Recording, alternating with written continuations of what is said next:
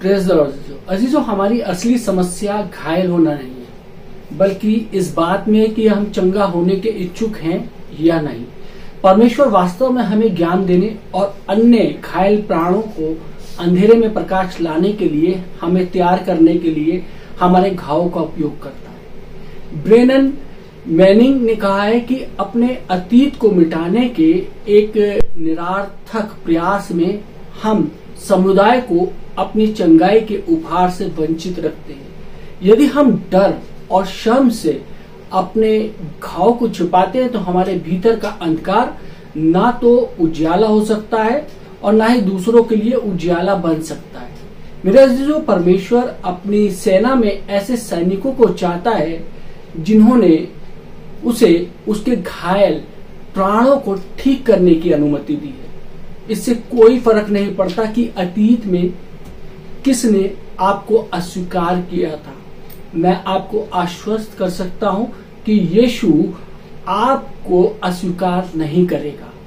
यदि आपने कभी महसूस किया हो कि परमेश्वर आपके अतीत के कारण फिर कभी आपका उपयोग नहीं कर सकता, तो मैं पौलुस ने कुरिन्थियों की कलीसिया को जो खत लिखा था उस पर विचार कर सकते हैं। यदि हम देखें पहला कुरिन्थियों 1 और उसकी 26वीं आयत में परमेश्वर का वचन कहता है कि हे भाइयों, अपने बुलाए जाने को तो सोचो कि न शरीर के अनुसार बहुत ज्ञानवान और न बहुत सामर्थी और न बहुत कुलीन बुलाए गए। मेरे जीजो, शायद आपके पास उस शिक्षा की कमी है जो आपको कुछ पदों के लिए योग्य बना सकती है, लेकिन आपकी सामान्य शिक्षा परमेश्वर के लिए उतना मायने नहीं रखती। वह आपके इसके साथ या इसके बिना भी उपयोग कर सकता है। शायद आप किसी प्रभावशाली या शक्तिशाली व्यक्ति को जानते हो, लेकिन इससे कोई फर्क नहीं पड़ता क्योंकि परमेश्वर आपको अनुग्रह दे सकता है। पहला शमूएल 16 और 7 आयत में कहता है, क्योंकि यहोवा का देखना मनुष्य सा नहीं है। मनुष्य तो बाहर का रूप देखता है, परंतु यहोवा की दृष्टि मन पर रहती है। मेरे अजीजों, यदि हम देखें पहला कुरिन्थियों 1 उसकी 27 और 28वीं आयत कहता है कि परंतु परमेश्वर ने जगत के मूर्खों को चुन लिया है कि ज्ञानवानों को लज्जित करे, और परमेश्वर ने जगत के निर्बलों को चुन लिया है कि बलवानों को लज्जित करे, और परमेश्वर ने जगत के नीच और तुच्छों को, वन जो है भी नहीं, उनको भी चुन लिया है कि उन्हें जो है व्यर्थ ठहराए। मेरे अजीजों, परमेश्वर जानबूझकर उन लोगों को अपनी सेना में काम करने के लिए चुनता है जो घायल हो गए हैं। वो उनके घाव और कमजोरियों पर काम करता है और लोग उसकी सामर्थ्य देखते हैं। जब दुनिया में लोग सोचते हैं कि वे मजबूत हैं और उसके पास सभी आवश्यक योग्यताएं हैं, लेकिन उन्हें परमेश्वर पर भरोसा नहीं होता, तो परमेश्वर अक्सर उन्हें छोड़कर उनकी बजाय किसी ऐसे व्यक्ति को चुन लेता है जो संसारिक दृष्टिकोण से कम योग्य है, लेकिन अपने जीवन के सभी क्षेत्रों में परमेश्वर पर पूरी तरीके से निर्भर है।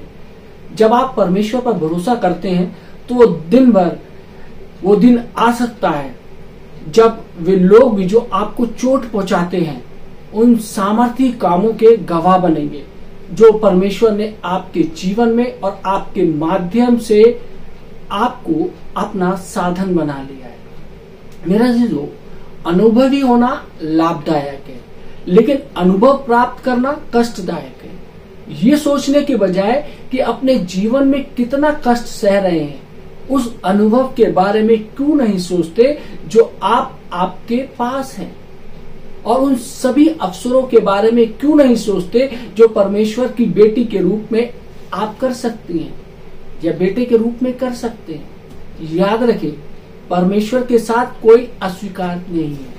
इसलिए यीशु ने कहा यूहन्ना 3:18 में कि जो उस पर विश्वास करता है, अर्थात जो उससे लिपटा रहता है, उस पर भरोसा करता है, उस पर निर्भर रहता है, उसका न्याय नहीं किया जाता है। अर्थात वे जो उस पर भरोसा करते हैं उस पर दंड की आज्ञा नहीं होती, उसके लिए उसको अस्वीकृत नहीं है, कोई निंदा नहीं है उसके लिए, उसे कोई दंड नहीं मिलता है। मेरे अजीजों, यदि आप किसी नौकरी के लिए आवेदन कर रहे होते हैं तो एक प्रश्न जो आपके आवेदन पर अवश्य होगा वो है कि आपके पास कितना अनुभव है।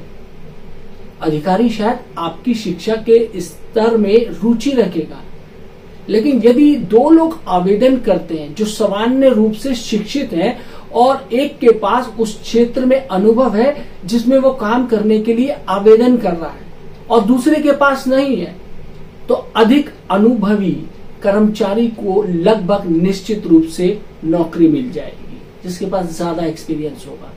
मेरे अजीजों, अनुभव हमें वो देता है जो कोई और नहीं दे सकता। हम परमेश्वर के वचन और जीवन अनुभव से सीखते हैं। मेरे अजीजों, किसी चीज के बारे में बात करना बहुत आसान है, लेकिन केवल अनुमान ही हम जो कहते हैं उसे सुनने योग्य बनाता है। दुनिया ऐसे लोगों से भरी पड़ी है जो उस चीज का मूल्यांकन करते हैं जिसके बारे में वो कुछ नहीं जानते हैं और लोगों को उस चीज के बारे में शिक्षित करने का प्रयास करते हैं जिनका उन्होंने कभी भी अनुभव ही नहीं किया है। बहुत से एडवाइजर मिल जाएंगे आपको जब आप विकट परिस्थितियों में होंगे, आपके जीवन के अंदर बहुत सारी परेशानियां होंगी, बहुत सारी एडवाइस आपके पास आएंगी। मेरे अजीजों, हम जीवन में जिन दर्दनाक अनुभवों से गुजर रहे हैं उनसे घृणा करने की प्रवृत्ति रखते हैं, लेकिन परमेश्वर उन्हें दूसरों की मदद करने के लिए उपयोग कर सकता है अगर हम उसे करने दें तो। मेरे अजीजों, परमेश्वर उन सभी का उपयोग करता है जो उसके द्वारा उपयोग किए जाने के इच्छुक हैं, लेकिन परमेश्वर के राज्य की सेवकाई में कुछ पद ऐसे हैं जिन्हें केवल अनुभव ही भर सकते हैं। यदि किसी को पीड़ा हो रही है तो इसके बारे में किसी से बात करने की कोशिश करना बहुत निराशाजनक और व्यर्थ है। यदि वे साफ साफ दिख रहा हो कि उस व्यक्ति के पास उस बारे में कोई व्यावसायिक समझ या अनुभव नहीं है कि वो किस दौर से गुजर रहे हैं। जब हम पीड़ा में होते हैं तो हमें सहानुभूति की आवश्यकता होती है और वे हमें देने के लिए सबसे अच्छा व्यक्ति वे है जो वहां से गुजरा हो जहां हम हैं। मेरे अजीजों, हमारी सहायता करने के लिए यीशु कैसे योग्य है, ये प्रश्न हमारे सामने है। इस प्रश्न पर आधारित प्रारंभिक प्रतिक्रियाएं कुछ ऐसी हो सकती है, ठीक है पास्टर विलियम, वो परमेश्वर का पुत्र है, क्या यह उसे योग्य नहीं बनाता? लेकिन बाइबल कहती है कि यीशु ने हमारे दर्दों का अनुभव करना चुना। मेरे अजीजों, यदि एक पुत्र होने पर भी उसने जो कुछ सहा उसके माध्यम से उसने आज्ञा माननी सीखी, उसके अनुभव ने उसे पूरी तरीके से सुसज्जित बना दिया। वो उन सब आज्ञा मानने वालों के लिए सदाकाल के उद्धार का लेखक और स्रोत बन गया जो उस पर ध्यान देते हैं और उसकी मानते हैं। इब्रानियों 5 बाब उसकी 8वीं और 9वीं आयत में हम देख सकते हैं। मेरे अजीजों, धर्म ग्रंथ की ये 2 पंक्तियां मुझे न केवल यीशु के बारे में बल्कि मेरे अपने जीवन के बारे में बहुत कुछ बताती हैं। हमारा महायाजक बनने के लिए यीशु को इस अनुभव की आवश्यकता थी ताकि वे सचमुच कह सके कि वे हमारा दर्द समझता है। यीशु की चंगाई की सामर्थ के साथ मेरा अनुभव मुझे साहस पूर्वक दूसरों को ये बताने के योग्य बनाता है कि यीशु उनके घायल प्राणों को उस तरह चंगा करेगा जैसे कि वो किसी दूसरे घायल व्यक्ति की वो मदद करता है। यीशु ने कष्ट सहा, उसने अनुभव प्राप्त किया और इस अनुभव ने उसे उस काम करने के लिए तैयार किया जो उसका पिता उसे करवाना चाहता था। पौलुस ने लिखा है कि हमारे पास महायाजक है जो हमारी निर्बलताओं को समझने और सहानुभूति रखने और हमारे समान महसूस करने में सक्षम है, क्योंकि वे उन अनुभवों से गुजर चुका है जिनमें हम अभी गुजर रहे हैं, जिसमें हमारा तिरस्कार होता है, हमारे को असहाय बनाते दिया है। मेरे अजीजों, जब भी मैं इन वचनों को पढ़ता हूँ और उन पर चिंतन करता हूँ तो आश्चर्यचकित रह जाता हूँ और वे मुझे आशा देते हैं कि जो कुछ मैंने झेला है उसका उपयोग अन्य लोगों की मदद करने के लिए किया जाए। परमेश्वर भला है, और इसलिए शैतान जिसे नुकसान पहुंचाना चाहता है, परमेश्वर उसे ही हमारी और दूसरों की भलाई में मदद कर सकता है, जिन्हें भी सहायता की आवश्यकता है। हम परमेश्वर की शक्तिशाली सेना के सैनिक हैं, परंतु अपने घायल सैनिकों को अस्पताल में भर्ती करने के बजाय वह उन्हें अधिक सामर्थ्य और प्रभाव वाले ऊंचे पदों पर बैठाता है। मेरे अजीजों, जब मूसा अपने जीवन में एक ऐसे मोड़ पर गया जहां उसे मदद की जरूरत थी, तो परमेश्वर ने उसे बुद्धिमान, समझदार, अनुभवी और सम्मानित लोगों को ढूंढने और उन्हें प्रोत्साहित करने के लिए कहा। व्यवस्था विवरण 1 बाब और उसकी 13वीं आयत में हम देख सकते हैं। मैं आपसे आग्रह करता हूं कि यदि आपने पहले कभी ऐसे नहीं किया है तो इसी क्षण अपना अनुभव परमेश्वर को उसके उद्देश्य के लिए अर्पित करें। मुझे स्पष्ट रूप से याद है कि मैंने परमेश्वर से कहा था कि मैं एक नकारा व्यक्ति हूं, लेकिन अगर आप मेरा उपयोग कर सकते हैं तो मैं आपका हूं, और उन्होंने वैसा किया। हम परमेश्वर को जो कुछ भी देते हैं वो कभी बर्बाद नहीं होता है। वो हमारे जीवन के टुकड़ों को लेता है और उसी से सुंदर चीजें बनाता है। वे हमें सुंदरता देता है राख के बदले। एलिजाबेथ एलियट ने कहा है कि एक बात के बारे में मुझे पूरा यकीन है, परमेश्वर की कहानी कभी भी राख के साथ समाप्त नहीं होती है। यह कथन मुझे गहराई को छूता है और मुझे आशा देता है। हम भले ही राख से शुरुआत करें, सब कुछ खत्म हो गया हो, तहस नहस हो गया हो, लेकिन जब हम उसे यीशु को देते हैं तो वह उससे कुछ सुंदर बना देता है। मेरे अजीजों, जीवन भर कटु और क्रोधित होकर अपने दर्द को व्यर्थ ना जाने दें, क्योंकि आपको लगता है कि आपके साथ अन्याय हुआ है। इसके बजाय अपने अनुभव को दूसरों की मदद करने के लिए एक मूल्यवान उपकरण यानी कि जरिया बनाएं। मेरे अजीजों, परमेश्वर ने यशाया को यह वचन उन लोगों को देने के लिए दिया जो उन दुखदायी बातों के कारण भयभीत थे जिनसे वे गुजर रहे थे। यदि हम देखें यशाया नबी की पुस्तक 41 बाब उसकी 15 से 17वीं आयत में यहाँ पर परमेश्वर का वचन इस प्रकार कहता है कि देख, मैंने तुझे छुरी वाले दावने का एक नया और चोखा यंत्र ठहराया है। तू पहाड़ों को दाव दाव कर सूक्ष्म धूल कर देगा और पहाड़ियों को तू भूसे के समान उड़ा देगा। तू उनको फटकेगा और पवन उन्हें उड़ा ले जाएगी और आंधियां उन्हें तितर बितर कर देंगी, परंतु तू यहोवा के कारण मगन होगा और इजराइल के पवित्र के कारण बड़ाई मारेगा। जब दीन और दरिद्र लोग जल ढूंढने पर भी ना पाएंगे और उनका तालू प्यास के मारे सूख जाएगा, मैं यहोवा उनकी विनती सुनकर मैं इजराइल का परमेश्वर उनको त्याग ना दूंगा। मेरे अजीजों, यदि आप इसे ध्यान से पढ़ेंगे तो आप देखेंगे कि परमेश्वर आपको लेने और आपको एक सामर्थी यंत्र यानी कि इंस्ट्रूमेंट, पावरफुल इंस्ट्रूमेंट में बदलने का वायदा करता है, जिसका उपयोग उन लोगों की मदद के लिए किया जा सकता है जो मदद मांग रहे हैं। मेरे अजीजों, मुझे एक नया तेज थ्रेसिंग यानी कि पत्थर तोड़ने वाला उपकरण बनाने का विचार पसंद है, जिसका उपयोग पहाड़ों को इतने छोटे टुकड़ों में करने में किया जा सकता है कि हवा उन्हें उड़ा सकती है, यानी कि वो बिल्कुल धूल के समान बना देता है। थ्रेसिंग से जब स्टोन क्रशर जो होता है वो धूल के समान बना देता है। बहुत से लोगों के सामने ऐसे पहाड़ मंडला रहे हैं जिनसे उन्हें लगता है कि वे कभी भी उभर नहीं पाएंगे, लेकिन आप उनकी मदद करने के लिए अपने अनुभवों का उपयोग कर सकते हैं। मेरे अजीजों, भजनकर्ता दाऊद ने अपने प्राप्त पवित्रीकृत अनुभवों के बारे में बात की है। भजन संहिता 119:7 में पवित्रीकृत शब्द का अर्थ है परमेश्वर के उपयोग के लिए अलग किया गया, अभिषेक किया गया या पवित्र घोष किया गया। जीवन में हमारे साथ होने वाली दर्दनाक और अन्यायपूर्वक चीजें परमेश्वर की ओर से नहीं आती है, लेकिन वह उन्हें अपने उपयोग के लिए पवित्र कर सकता है। मुझे यह विचार पसंद है। शैतान हमारा असली दुश्मन है और वातावरण में वही हमारे सभी दर्द और पीड़ाओं का कारण है। जो आज वर्तमान में जितनी भी समस्याएं उलझने हैं वो सब का दोषी शैतान है। लेकिन परमेश्वर को उन दर्दों को पवित्र करने और उन्हें दूसरों की मदद करने के लिए उपयोग करने देकर हमने बुराई पर भलाई से काबू पाने का रहस्य पा लिया है।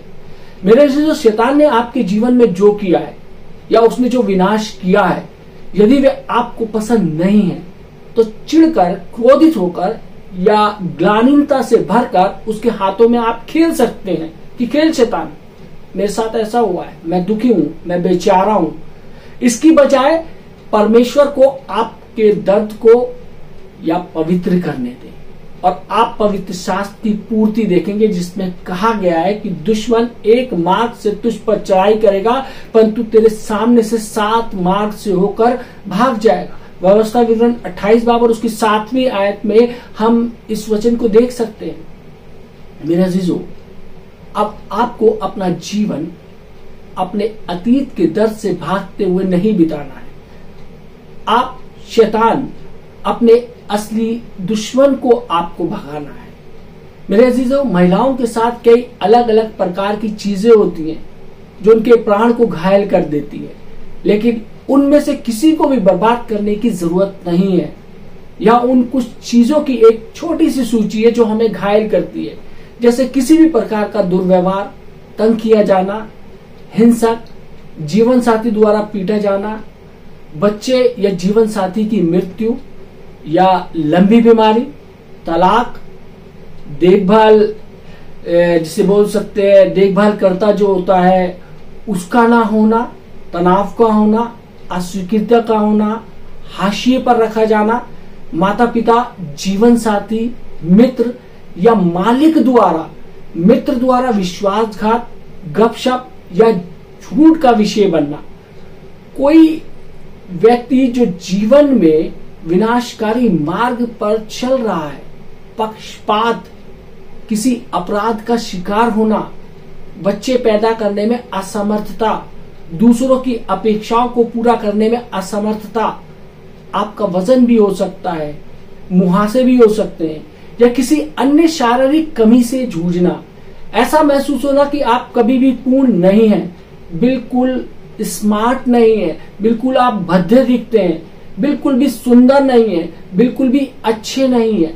मेरे अजीजों, इनमें से किसी भी अपराध या समस्या से परमेश्वर हमें छुड़ा सकता है और उसकी महिमा के लिए उपयोग कर सकता है। ऐसा कुछ भी नहीं है जिसने ऐसे आपको चोट पहुंचाई हो कि आपको जीवन भर घाव दे दे। ऐसा कुछ भी नहीं है जिससे आप उभर नहीं सकते, और ऐसा कुछ भी नहीं है जिसे परमेश्वर ठीक नहीं कर सकता। परमेश्वर सब कुछ ठीक कर सकता है। जरूरत है अपने आप को परमेश्वर को सौंप देने की। अपना दिमाग चलाने की जरूरत नहीं है हमेशा का। परमेश्वर कहता है कि बहुत से थके मांदे लोगों मेरे पास आओ। आज हम इन सारी चीजों का बोझ लेकर अपने आप ही चलने की कोशिश कर रहे हैं और चलते चलते इतने थक जाते हैं, चूर हो जाते हैं और हम गिर पड़ते हैं, जबकि परमेश्वर हमारे से हमारा बोझ मांग रहा है। हमारी ये जो समस्याएं हैं, ये समस्याओं की जो गठरी लेकर आज हम अपने सरों पर चल रहे हैं, परमेश्वर उन समस्याओं की गठरी को हमसे मांग रहा है। वो कहता है कि अपना बोझ मुझको दे दे। परमेश्वर चाहता है कि वो आपको आराम दे, आपको सुकून दे, आपको शांति दे, आपको अपना इत्मीनान दे, आपको अपना प्रेम दे। यदि आज आप ऐसी परिस्थिति में हैं तो अपने आप को आज आप परमेश्वर के हाथों में सौंप दीजिए और आप अपने आने वाले जीवन के बारे में निश्चित हो जाइए, क्योंकि परमेश्वर आपको सही राह दिखाएगा। परमेश्वर आप सबको आशीष दे। आमीन। आइए हम दुआ मांगे।